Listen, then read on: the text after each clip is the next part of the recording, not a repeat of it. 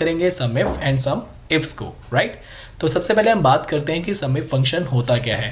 देखो सम हमें करना आता है। सम का मतलब क्या होता है कि एक पूरी रेंज को आप ऐड कर सकते हैं। सम इफ फंक्शन अब तब यूज करते हैं जब हमारे पास मल्टीपल आइटम्स होती हैं और उसमें से किसी एक आइटम का हमें टोटल करना होता है, राइट।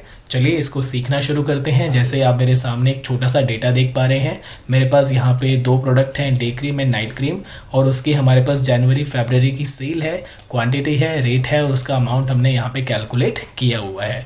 अब हमारे सामने क्वेश्चन आता है कि सर यहाँ पे मुझे देखना है कि जो मेरी डे क्रीम है ये टोटल कितनी क्वांटिटी सेल हुई। टोटल क्वांटिटी निकालने के बाद हमें ये चेक करना होगा कि जनवरी में वो कितनी सेल हुई थी और फरवरी में वो कितनी सेल हुई थी। चलिए इस क्वेश्चन को सॉल्व करना शुरू करते हैं, राइट। तो सबसे पहले हम बात करेंगे कि टोटल क्वांटिटी डे क्रीम की कैसे निकालेंगे। तो उसके लिए हमें फंक्शन को यूज़ करना है सम इफ। जैसे हम सम इफ फंक्शन लगाएंगे वो सबसे पहले हमसे रेंज मांगेगा, तो मैंने यहाँ पे प्रोडक्ट वाली रेंज को सिलेक्ट कर लिया, यानी कि प्रोडक्ट वाले कॉलम को सिलेक्ट किया। उसके बाद कॉमा, फिर इसने हमसे डिमांड करी कि आप क्राइटेरिया बताइए। इस पूरे कॉलम में से मुझे क्या चाहिए, डे क्रीम, तो मुझे इन्वर्टेड कॉमा में यहाँ पे डे क्रीम लिखना है। अब यहाँ पे इन्वर्टेड कॉमा क्यों लगाया जा रहा है, क्योंकि जब फॉर्मूले के अंदर अल्फ़ाबेट्स आ जाते हैं तो फिर उसको इन्वर्टेड कॉमास के अंदर लिखा जाता है। उसके बाद इसने हमसे मांगा सम रेंज। सम रेंज का मतलब कि मुझे ऐड किसे करना है, ऐड मुझे क्वांटिटी को करना है, तो क्वांटिटी वाले कॉलम को हम सिलेक्ट कर लेंगे, ब्रैकेट को क्लोज करेंगे, एंटर दबाएंगे, तो यहाँ पे हमारे पास टोटल डे क्रीम की क्वांटिटी आ चुकी है। तो अभी हमारे पास टोटल क्वांटिटी आने के बाद दूसरा क्वेश्चन हमारे सामने आता है कि सर डे क्रीम का जनवरी में बताओ कितना सेल हुआ था और फरवरी का भी बताओ, और उसके बाद दोनों को ऐड करके क्रॉस चेक करो कि क्या ये आंसर सही भी है कि नहीं, राइट। तो अब जनवरी का कैसे निकालेंगे, आइए देखते हैं। अब यहाँ पे देखो हमारे पास 2 कंडीशंस हैं, यानी कि पहली कंडीशन क्या है कि मिक्स रेंज है हमारे पास, यानी कि डे नाइट क्रीम दोनों हैं, जिसमें से मुझे डे को ऐड करना है, और दूसरा मंथ भी यहाँ पे 2 दिए हुए हैं और उसमें से पर्टिकुलर एक मंथ को हम ऐड करने वाले हैं। इसका मतलब कि यहाँ पे अब सम इफ काम नहीं करेगा, यहाँ पे अब सम इफ्स की हमें हेल्प लेनी होगी, राइट। चलिए देखते हैं कि किस तरीके से होगा। तो यहाँ पे मैंने लिखा सम इफ्स।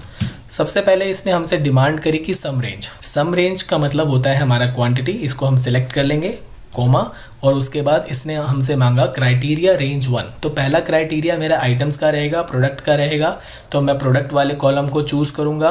उसके बाद मुझे कोमा लगाना है। अब उसने मुझसे पूछा क्राइटेरिया रेंज 1 का क्राइटेरिया क्या है, यानी कि इसमें से आपको किसका टोटल करना है। तो मैंने इन्वर्टेड कोमा में यहाँ लिखा डे क्रीम मुझे इस कॉलम में से चाहिए, और उसके बाद कोमा लगाया। फिर इसने मेरे से पूछा क्राइटेरिया रेंज 2, दूसरा क्राइटेरिया मेरा मंथ का रहने वाला है, तो मैंने मंथ वाले कॉलम को चूज़ किया।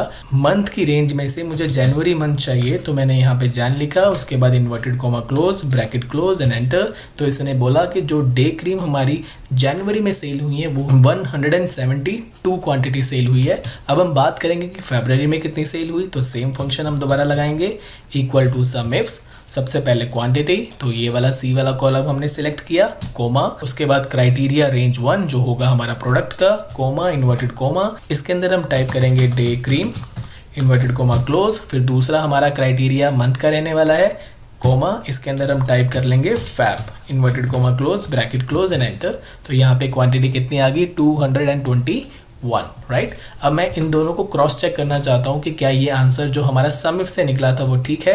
तो इक्वल टू हम सम लगाएंगे और इन दोनों वैल्यू को ऐड कर देंगे, जिससे हमें पता चल जाएगा कि यस हमारा आंसर बिल्कुल ठीक आया है, राइट। आई थिंक यहाँ तक की सारी बातें आपको क्लियर हो गई हैं। अगर कोई डाउट है तो इस वीडियो को एक बार दोबारा देख लीजिए, तो आपके